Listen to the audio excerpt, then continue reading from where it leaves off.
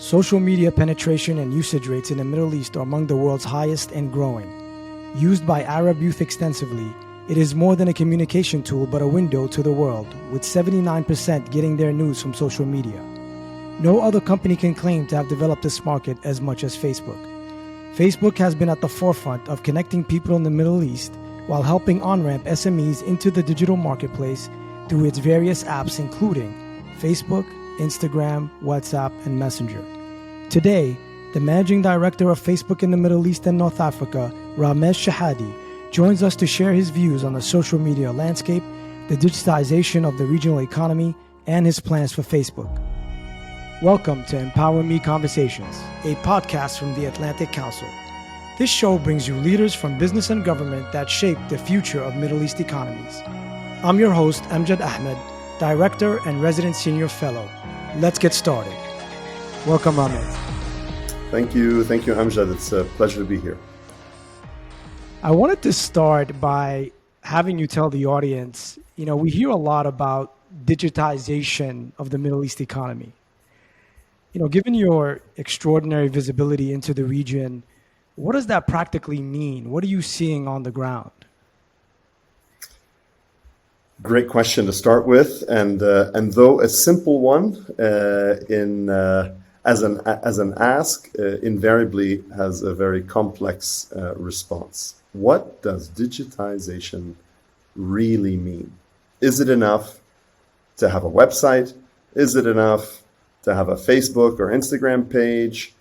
Is that digitization? Or is it something much deeper, broader, interactive, intimate? And I'd venture to say that probably both answers are quite correct. Look, the simple fact is, in our part of the world, Amjad, we have tens of millions of businesses, micro, small, medium, large businesses. And of these tens of millions, let's say 40 plus million businesses, the percentage that exist and have some sort of digital identity is somewhere in the realm of 10 to 15%, I would venture. But of that 10 to 15%, you've got probably less than 1% or even 0.5% that are engaged transactionally with consumers or the communities that they serve. And when you look at that stat, you start to realize that we are way, way, way, way off from, I would say, global standards in terms of the integration of digital experiences and digital interactions between businesses and consumers than many, many other parts of the world. Though, that being said, we have extremely high mobile penetration and broadband mobile penetration in our part of the world. So people have smart devices in their hands. The average internet penetration is greater than that of I would say the globe's average. And so we have people, if you want, connected online, but businesses aren't yet fully transacting. And as such, while an identity may prevail, interaction and the exchange of value is still quite nascent. Obviously, this changes by areas within the region. As you know intimately well, we're not one homogeneous community.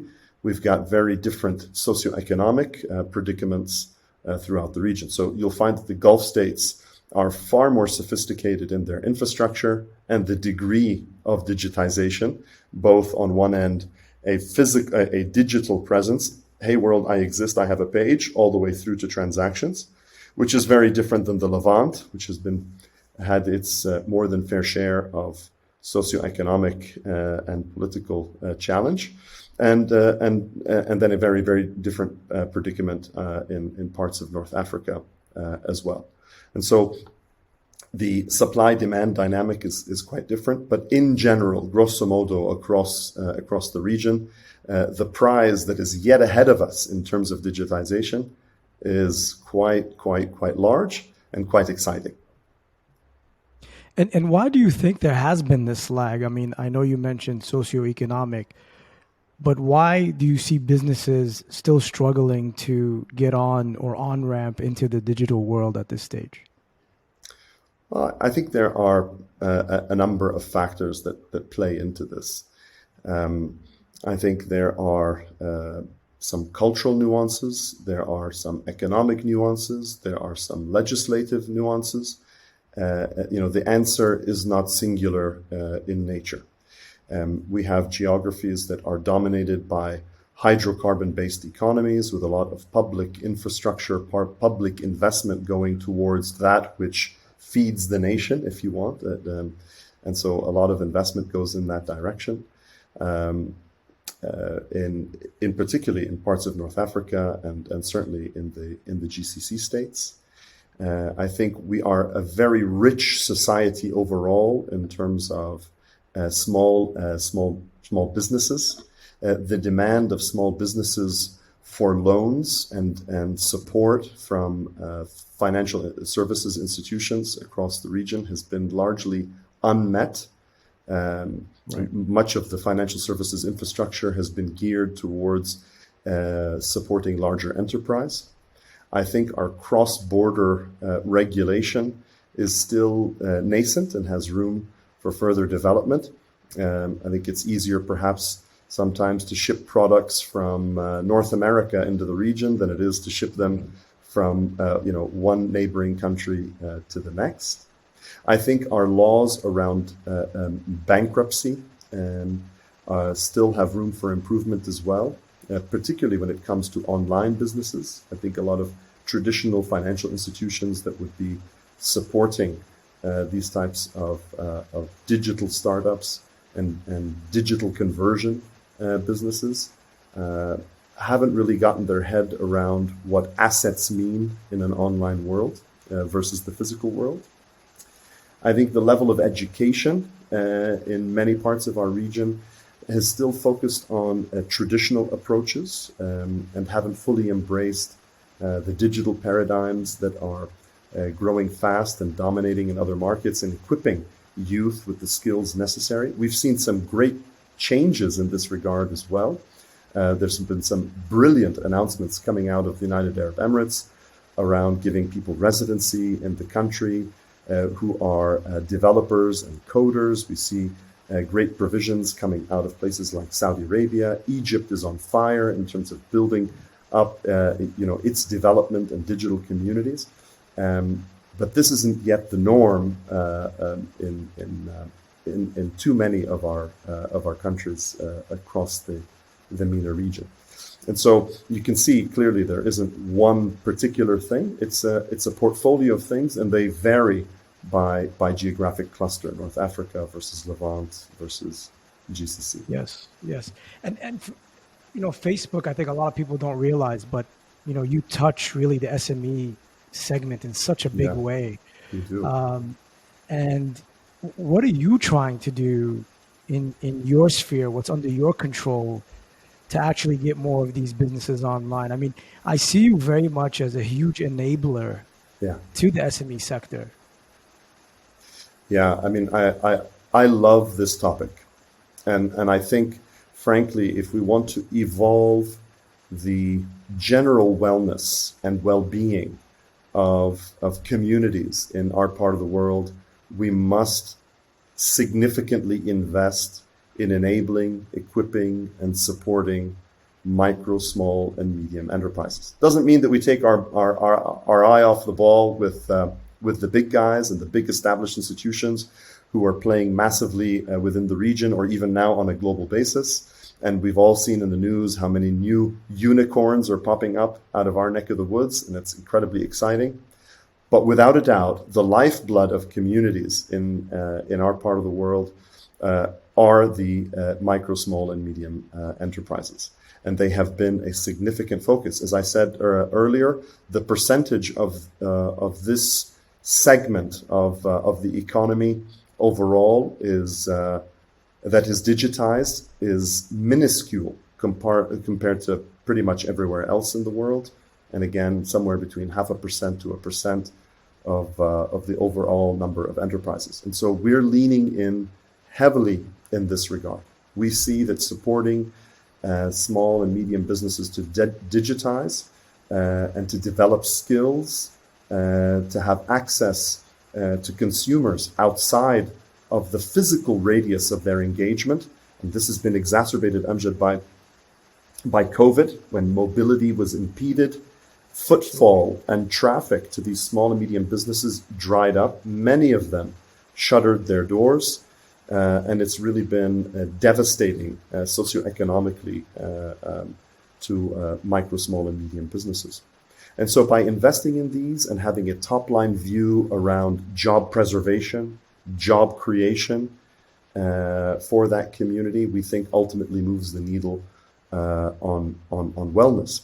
And among the many things that we've done under the banner of a program that we call Love Local, are so many things that we think are starting to make a difference, and we hope that we can continue to do even more to really unleash the potential of this segment.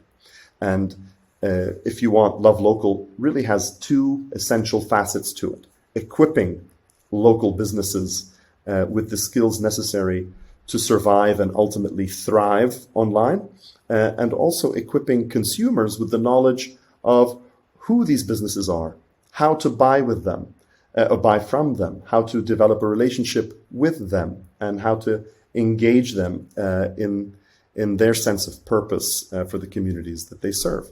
We created a MENA, Middle East and North Africa, training hub with over 40 online webinars for free in French, English, and Arabic to teach business owners digital marketing, e-commerce, how to grow online. It's not just a matter of having a presence, but knowing how to navigate and speak and get through and attract consumers is a particularly important skill. We also have a business resource hub that we've introduced all across the region, teaching them how to scale their businesses once they are digital. We've even availed grants to help businesses get that extra liquidity they need to get over the hump and to really start engaging. We've also availed credits to make advertising and promoting themselves very affordable and very accessible. And during COVID, and something that I am so proud of as a company, we introduced the concept of the Facebook shop. Imagine this for just a moment, if you will, that you're a brick and mortar mom and pop shop, or you're a solopreneur.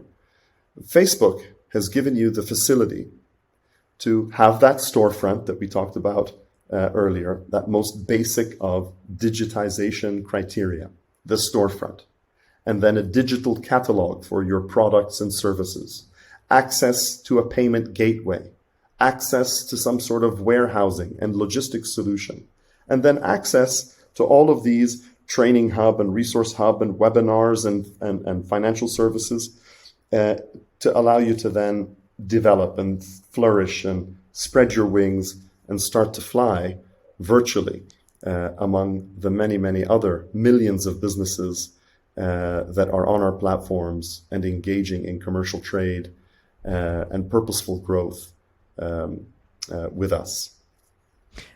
So can we say that... Long-winded answer. Sorry for that. You're asking questions and I have to give an honest answer. But this is the beauty of a podcast. This is where you can give the long answers. Okay. So can we actually say that the pandemic was an inflection point for SMEs in the region? Are you seeing that there's a wake-up call? Oh, big time.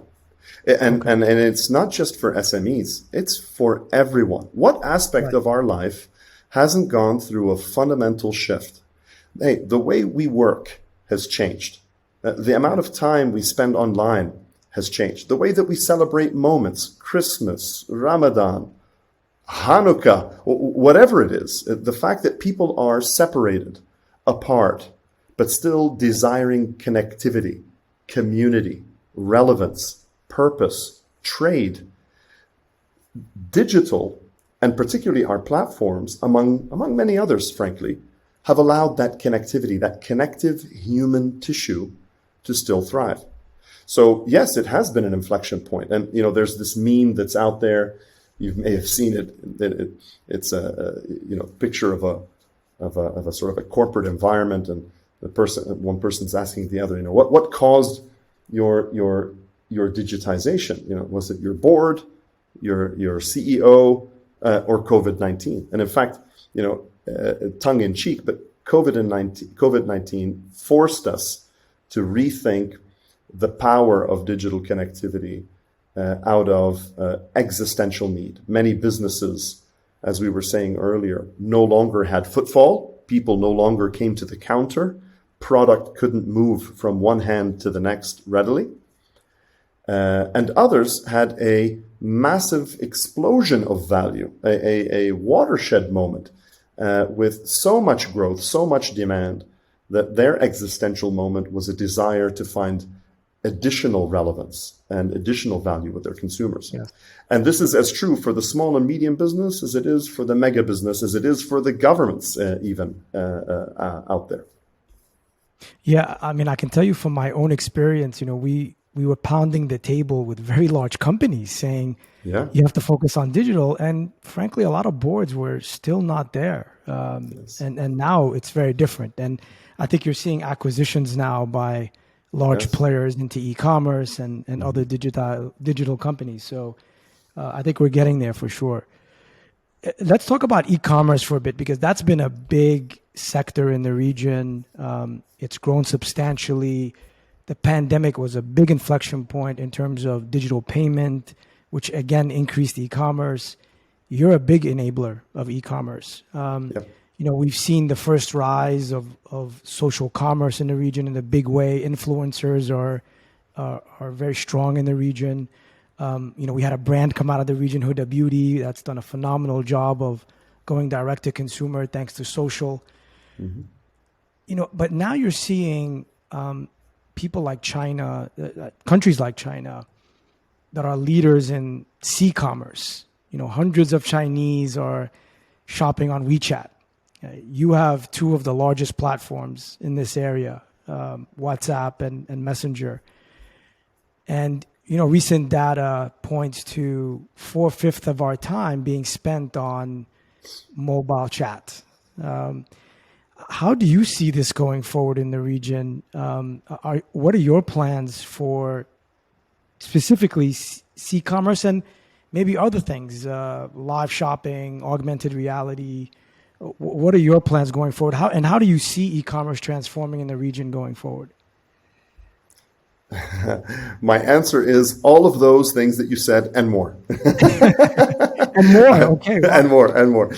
No, I mean, you've hit all of the right hot buttons. They, in fact, are the dominant sort of trends that are emerging globally, but also quite acute in the Middle East and North Africa. Let's maybe kind of get into some of these a little bit further. The region consumes 2 to 3 times the global average of video. Video is hyper important in this part of the world. A lot of maybe historical reasons for it, whatever they may be, video dominates. And getting good at video is a critical success factor for advertisers as an advertising medium. Leveraging video intelligently at the right time, in the right way, is going to be extremely important for the consumer so that it's not intrusive or disruptive.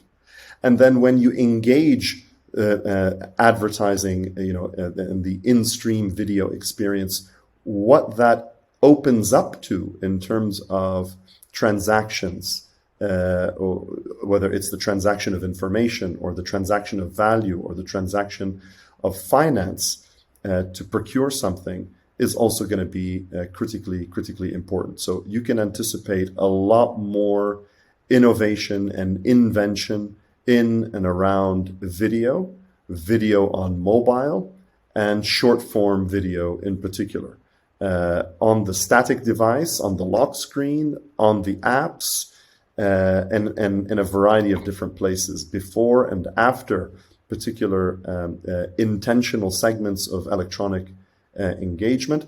I think the surface area for video is quite wide, it's quite deep, and we are early days in this regard. I think the notion of ECommerce, conversational commerce, for those that might not know that label, basically says, hey, look, we now live in a world where the notion of coming to the shop, walking around the aisles, and discovering what you're looking for isn't the only way. And going to a website and doing searches for products that you're interested in isn't the only way. That increasingly people can have and are having a one-to-one connection with the business. And messages, whether on Instagram or on IG Direct or on WhatsApp or whatever messaging platform that happens to be of choice, is increasing dramatically. And quite interestingly, our part of the world has among the highest rates of consumer to business messaging on the planet. Yeah. Interesting. People are having discussions with businesses. They are seeking products. They are seeking information, which then presents yet another surface to engage the consumer on. Messages, one-to-one relationships with businesses, and being fit for purpose, which then evolves the way that you think about a brand. Is the consumer only interested in a brand, or are they interested in a product? And what trumps, and how should we think through this? And so it opens up a whole new world. The consumer, once you're online, is no longer bound by that physical radius, as we said, right? And so this opens up a whole new world of cross-border commerce for big businesses as well as the tiny businesses. And it even starts to open up the avenue of the dark concepts. A lot of us have heard about dark kitchens or ghost kitchens. This is really kind of exciting, and it's dominating a lot of investment discussions that are happening in and around our region. But the notion of dark or ghost isn't limited to just food. It can also be retail, right? So how do you bring product into new geography, direct to your consumer in a brick and mortarless world? Yeah. What kind of relationship do you have to have one-to-one, one-to-many? So conversations and cross-border become particularly interesting. And as we've seen, and as we're experiencing, the notion of personalization is fundamentally changing, right? The ability of an advertiser to understand me as a consumer, what I like, when I like it, how I like it, has allowed them to be much more fit for purpose and intentional in the products that they offer, in the services that they offer, to create a better experience for me and to get me more invested in them. But this notion of personalization is becoming challenged because naturally and very importantly, privacy should trump. Yeah, that my information, my data, is something that is special, that is unique, and I should have choice in opting in about what information about me is availed to whom, when, and how.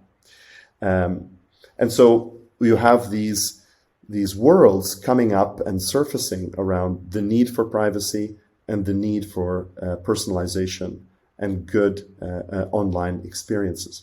And our response to this, among many different things, in the investment in the privacy space, has also then to innovate on the product and the product space. And one of these areas or innovations is around the notion of discovery commerce, that products can find consumers. It's not only about consumers finding products.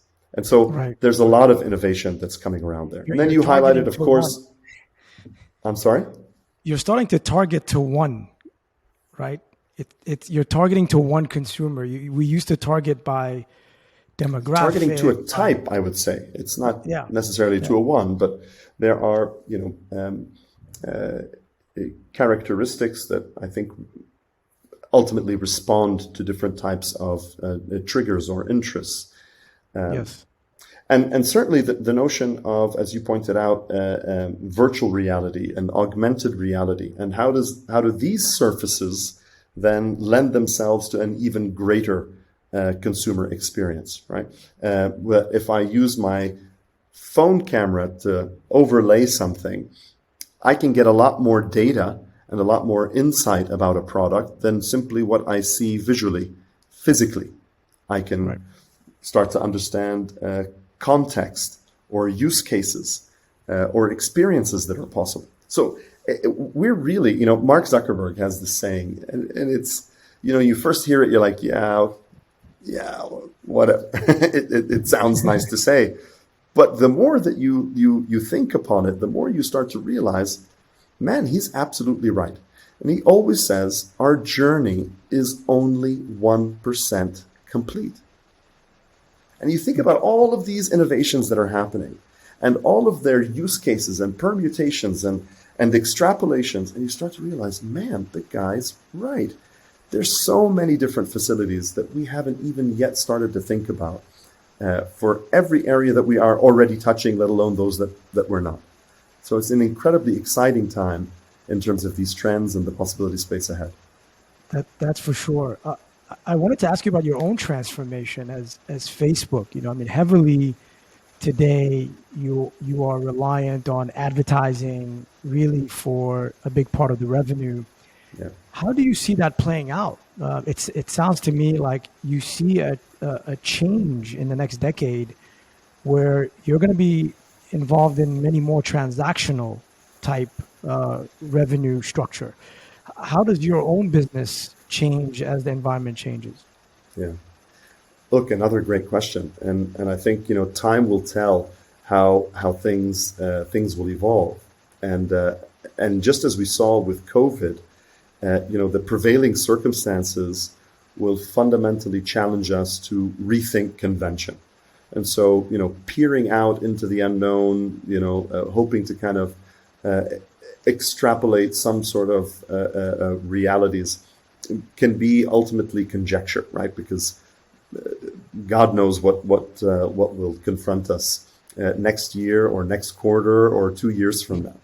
But we think that the journey on the road ahead absolutely is still very much about relevance to advertisers and about absolute relevance ultimately to the consumer, and that the surface area with the consumer can still take on so many additional dimensions. So yes, transactions and payments, experiences, and public venues and private venues, and virtual reality and augmented reality. I mean, each one of these takes on a path of its own for a future that we remain entirely excited about. So to predict where our value will come from, that's who knows? I don't have that crystal ball. All we know is it'll definitely change. Yeah, that's the only constant, as they say. Absolutely, absolutely. Let's talk about advertisers. We saw for many, many years that as the eyeballs were shifting to digital, the dollars were still stuck in an analog world. Where is that today in the Middle East? Has that shift completely taken place, or is it still a disconnect between where people are spending their time and where advertisers are putting their money? No, I think it's fundamentally evolving. How sticky is it? Time will tell. I have to confess, in the middle of COVID, when people were in lockdown, the notion of advertisers investing in billboards was ludicrous, right? or I'm going to put a newspaper ad or a magazine ad. You'd have to be thinking something is very wrong here. Yeah.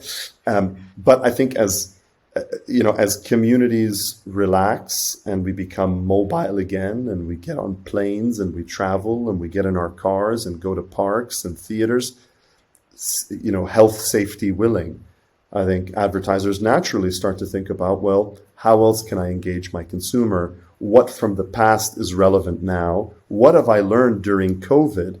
And where can I make the greatest impact to my business and to the mission that my business is on, right? We no longer live in a world where advertising is all about building a brand or brand equity.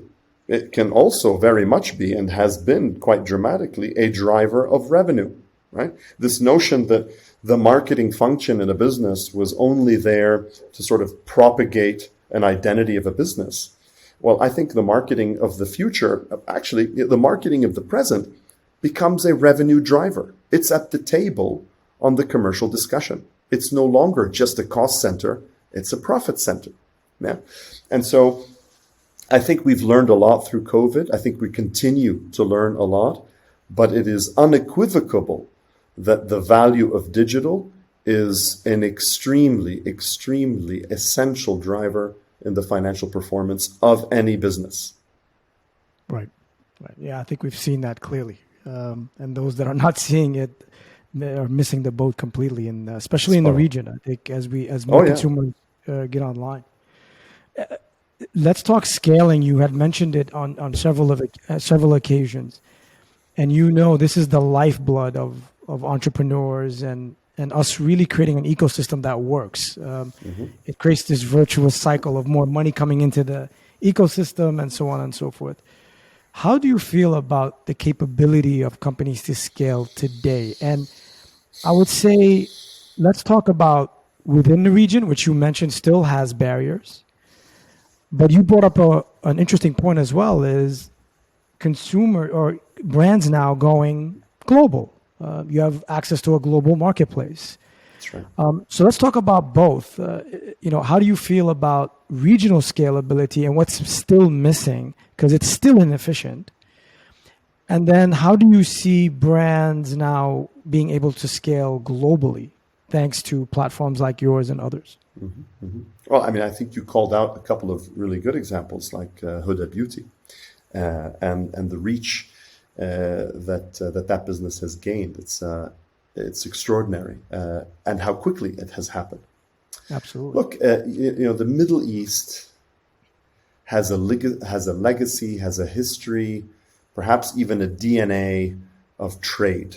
Yeah, whether you're in the Gulf and the history of trading pearls or trading minerals or trading dates or whatever it was, the spices from the East. The Gulf has been a trading hub. The Levant has been a trading hub. You have Phoenician remnants all around the world, and North Africa similarly. And so it's in our history, in our culture, in our identity to be at the crossroad of exchanging value. Yeah. And I think there is nothing really of substance that prevents us from doing the same in the virtual world. Yes, we've got to figure out some laws. Yes, we've got to fix some regulations. Yes, we've got to fix some pricing on what it takes to be online. Yes, we've got to do the basics, and really they are doable basics. We're not charting undiscovered waters. The rest, many parts of the world have done this. So can our part of the world. Now, it's not rocket science. It just takes some sleeves rolled up and some hard work, and it's doable. And I know all the governments in the region can rise to this occasion and do it on the behalf of their nations, of their people. Some will do it much faster than others, and we're already seeing this. Okay, and this is great news. But we've got assets, we've got talent, we've got culture, we've got a product, we've got value that when it's availed to the world will be desired by the world. Yeah, it's not just our oil and our minerals. It's our product. It's our artisanship. It's our agriculture. It's our history. It's our books. It's our literature. It's our invention. The Middle East and North Africa has so much to offer the world. I'm eternally optimistic about the prize ahead of us because I see that we are still very nascent on this journey. I'm a big believer, Amjad, in what this region can offer the world, the benefit that it can bring to bear. And really, the only thing standing in our way is ourselves. Yeah, I just heard a great saying recently. Someone told me that the pessimist may be right, but the optimist will be rich. So it's good to be an optimist. I believe that the optimist is eternally rich in spirit, right. and the rest can follow. I'm with you. I'm very optimistic about the region and what can be done. And frankly, I've seen it myself in the past 2 decades, what investment and entrepreneurship can do. So I want to talk to you a little bit about the ecosystem. You're right in the middle of it, and you're seeing, all of the interesting things that are happening. Lots of good things are happening. What's still missing in your opinion? What's the one thing that we should really focus on? There isn't one silver bullet. There are a few bullets, and none of which is silver necessarily. So, Yes. I highlighted some of these before. I think we've got to figure out our cross-border, regulation, right? We've got to make it easy and fast to move product between neighboring nations. I think we've got to figure out our bankruptcy laws and to make it safe for entrepreneurs to be entrepreneurial and to create and to fail. Failure is the path to success.